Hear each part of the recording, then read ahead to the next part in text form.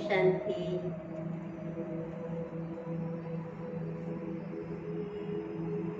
सबके कष्टों को हरने वाली,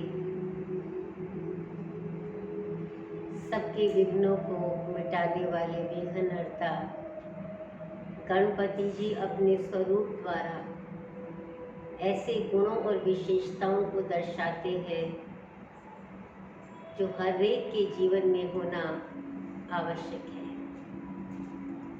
क्योंकि हर व्यक्ति जीवन के अंदर खुशी भी चाहता है तो सफलता भी चाहता है।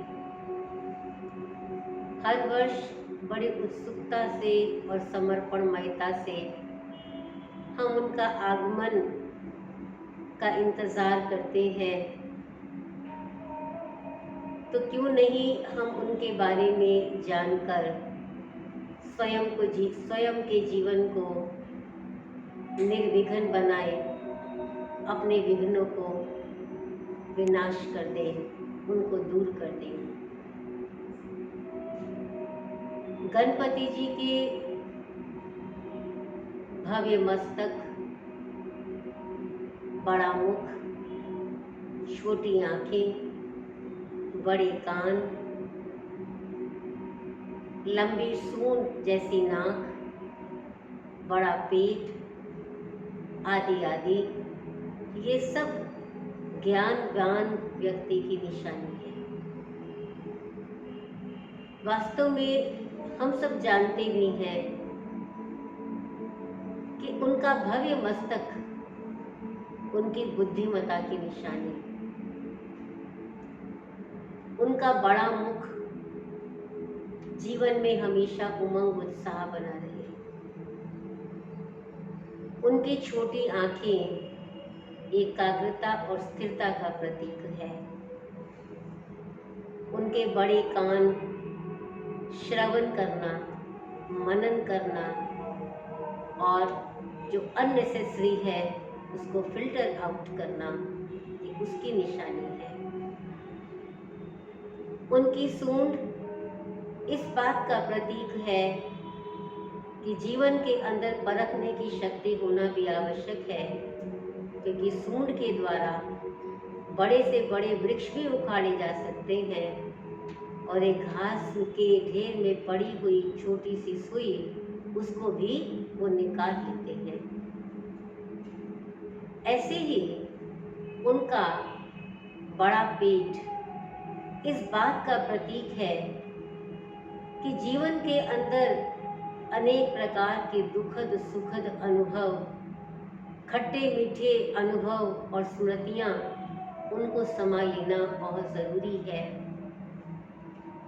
तो ऐसे ही गणपति जी को अलग अलग मुद्राओं में दिखाते हैं। कोई गणपति जी को किस मुद्रा में, कहीं कैसा आसन और कहीं कैसा आसन। इसी प्रकार से उनके चार जो हस्त दिखाए जाते हैं उनमें विभिन्न चीज़ें, कहीं पर कुछ ना कुछ अंतर रहता है। कुल्हाड़ा है, रस्सी है, कमल है, मोदक है, वरदानी हस्त है, लेकिन ये सभी उनके जो मुद्राएं हैं वो इस बात को दर्शाती हैं कि जीवन के अंदर कैसी भी परिस्थितियां आए, लेकिन हमें बहुत मन की शांति रखनी चाहिए, तभी हम उन परिस्थितियों में सफल हो सकते हैं। क्योंकि आप देखेंगे हर पोज में गणपति जी बहुत काम एंड कंपोज्ड, एकदम जैसे संतुष्ट है ऐसे बैठे हुए हैं।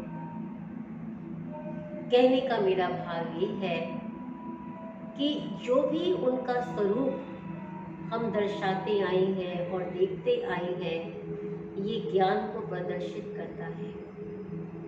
अर्थात विघ्नों को हम तभी दूर कर सकते हैं जब हमारे पास ज्ञान है, जब हम नॉलेजफुल हैं। ज्ञान के बिना हम जीवन में आने वाली कठिनाइयों को, जीवन में आने वाली मुश्किलों को या विपरीत परिस्थितियों को हम सामना नहीं कर सकते। हम सभी जानते हैं जीवन सीधा सीधा रास्ता नहीं है। जीवन में अनेक प्रकार की, कहीं कटीली झाड़ियाँ तो कहीं रोकी रोड, कहीं स्लोपी रोड, इस तरह की चीज़ें आती हैं। लेकिन अगर हमारे जीवन में वो ज्ञान है तो ज्ञान के आधार से हम उसको पार कर सकते हैं। और ये ज्ञान हमें कहाँ से मिला? गणपति जी को दिखाते हैं कि वो शिव पार्वती का बेटा, तो उसने ये ज्ञान कहाँ से प्राप्त किया? शिव से, अपने पिता शिव से। तो अभी हम आपको ये बताना चाहते हैं कि हम सबके पिता परम पिता परमात्मा शिव, जो ज्ञान के सागर है, जो ज्ञान के भंडार है, वो आकर ये ज्ञान खजाना हमको दे रहे हैं।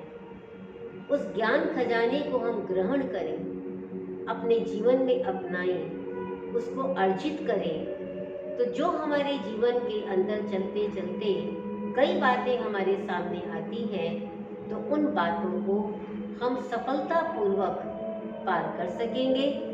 और जो हम जीवन के अंदर सुख, शांति, आनंद, खुशी चाहते हैं और विघ्न हमसे दूर रहे ये चाहते हैं, उन विघ्नों को हम दूर कर सकेंगे।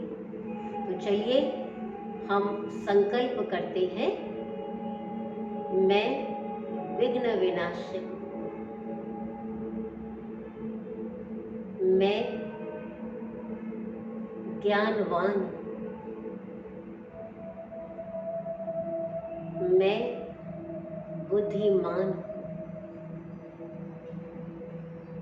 मैं विवेकशील,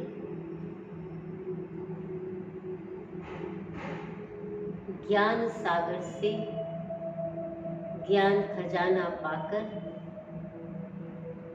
स्वयं को विघ्नों से मुक्त कर रही हूँ। मैं विघ्न विनाशक। ओम शांति शांति शांति।